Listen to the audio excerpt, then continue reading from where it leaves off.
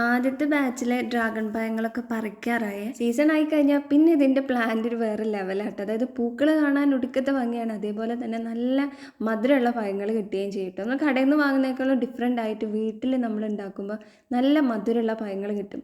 അതിനൊരു റീസൺ കേട്ടോ, അത് ഞാൻ കുറച്ച് കഴിഞ്ഞിട്ട് പറഞ്ഞുതരാം. ഇതാണ് ഞങ്ങളെ പ്ലാന്റ്. ഇതിൽ 3 തൈകളായിരുന്നു ഞങ്ങൾ നട്ടത്.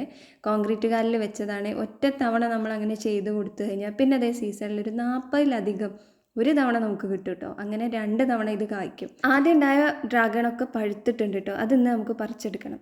അപ്പം നടാനുള്ള പ്രത്യേകതയൊന്നുമില്ല, നല്ല വെയിലും പിന്നെന്താണ് അത്യാവശ്യം ഒരു മന്തിലി ഒരു തവണ നമ്മൾ തടം തുറന്ന് വളം ചെയ്ത് കൊടുത്തു കഴിഞ്ഞാൽ വേറെ പ്രത്യേകിച്ച് ഒന്നും വേണ്ട കേട്ടോ.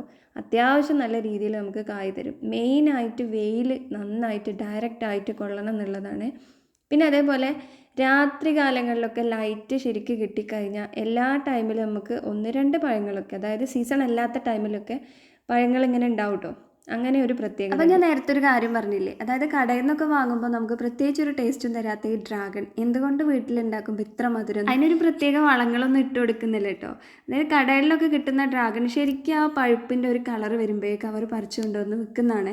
പക്ഷേ നമ്മൾ വീട്ടിലുണ്ടാകുമ്പം ആ കളർ വന്നിട്ടും കുറച്ചൊരു ഡേ കൂടി നമ്മൾ വെക്കും, അതായത് ഒരു 1 വീക്ക് കൂടി മരത്തിൽ തന്നെ വെക്കും. അപ്പോൾ നന്നായിട്ട് പഴുത്ത് പാകം നല്ല മധുരമുള്ള ഫ്രഷ് ഫ്രൂട്ട് നമുക്ക് കഴിക്കട്ടെ. അപ്പോൾ ഇനി ഒന്നും ആലോചിക്കേണ്ട, പെട്ടെന്ന് നട്ട് പിടിപ്പിച്ചോളൂ കേട്ടോ. മറ്റുള്ള പ്ലാന്റിൻ്റെ കെയർ ഒക്കെ വെച്ച് നോക്കുമ്പം ഒരുപാട് ഈസി ആയിട്ട് നട്ട് പരിപാലിക്കാവുന്നതാണ്.